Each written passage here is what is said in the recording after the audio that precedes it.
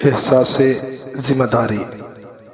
ایک ذمہ دار کو اپنے مال، مویشیوں اور گھوڑوں کی رکھوالی کے لیے ایسے ملازم کی تلاش تھی جو جانساری سے اس کے فارم کی رکھوالی کر سکے۔ اسے ہمیشہ اپنے ملازمین سے شکایت رہتی تھی، اسے کوئی محنتی ملازم ملا ہی نہیں۔ ذمہ دار کے پاس کام کرنے کے لیے ذمہ دار کی سخت شرطوں سے تنگ آ کر کوئی ملازم بآسانی کام کے لیے تیار نہیں ہوتا تھا۔ ایک بار جب اس ذمہ دار کو ملازم کی شدت سے تلاش تھی تو ایک مجبور آدمی کام کے لیے پہنچا۔ ذمہ دار نے اس سے پوچھا، اپنی کسی خوبی کا بتاؤ۔ کام کے متلاشی نے یہ کہا، میں جب بارش یا طوفان ہو تو سکون سے سوتا ہوں۔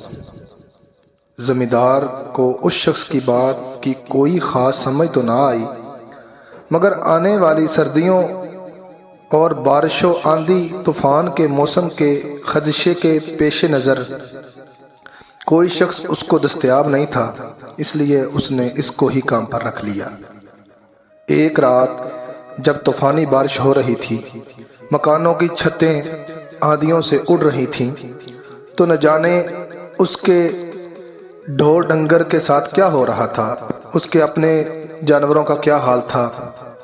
ذمہ دار اپنے اثاثوں کے عدم تحفظ کے خدشات کے مارے اپنے فارم کی طرف دوڑا اور دیکھا کہ ملازم مزے سے رضائی اوڑھے گہری نیند میں غرق سو رہا ہے۔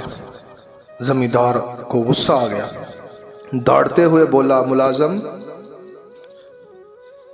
اٹھو، تم کیسے انسان ہو؟ اتنی بارش اور اتنی طوفان نے تباہی مچا رکھی ہے اور تم یہاں مزے سے سو رہے ہو۔ ملازم نے کچھ نہ سمجھتے ہوئے اپنی نیم و آنکھوں سے ذمہ دار کو دیکھتے ہوئے کہا، لیکن میں نے تو آپ کو پہلے ہی کہہ دیا تھا کہ میں جب بارش ہو یا طوفان سکون سے سوتا ہوں۔ ذمہ دار چیختا چنگاڑتا اپنے مال مویشیوں کے احاطے کی طرف بھاگا تاکہ وہ بطور مالک اپنے مویشیوں کو بچاؤ کے لیے کچھ کر سکے، لیکن اسے یہ دیکھ کر حیرت کا جھٹکا لگا کہ اس کے ساری مرغیاں، پرندے اپنے اپنے ڈبوں میں احتیاط سے ڈکے ہوئے اور محفوظ بند بیٹھے ہیں، حلال جانور سکون سے جگالیاں کر رہے ہیں اور گھوڑے تندرست و توانا سردی سے محفوظ سکون سے کھڑے ہوئے ہیں۔ ذمہ دار نے یہ سارا ماجرا دیکھا تو ملازم کی طرف گیا اور اسے معذرت خواہ انداز میں کہا، سو جاؤ سکون سے، کیونکہ مجھے اب پتہ چل گیا ہے کہ وہ کون لوگ ہوتے ہیں جو سخت حالات، تنگ دستی کے وقت اور بارشوں طوفان میں سکون سے سو سکتے ہیں۔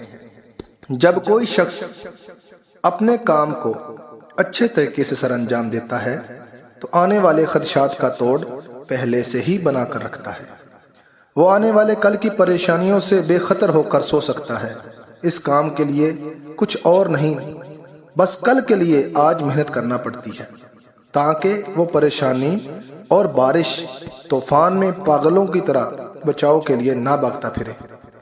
جب پریشانیاں گھیر لیں تب نہ شکری کی طرف نہیں بھاگتا بلکہ ہر حال میں اللہ کا شکر بجا لاتا ہے۔ آئیے ہم اپنا جائزہ لیں، ہم نے اپنی قبر میں آنے والی سختیوں سے بچنے کا کیا انتظام کیا ہے۔ زندگی ایک کتاب ہے، پہلا صفحہ پیدائش، آخری صفحہ موت اور درمیانی صفحہ خالی ہے۔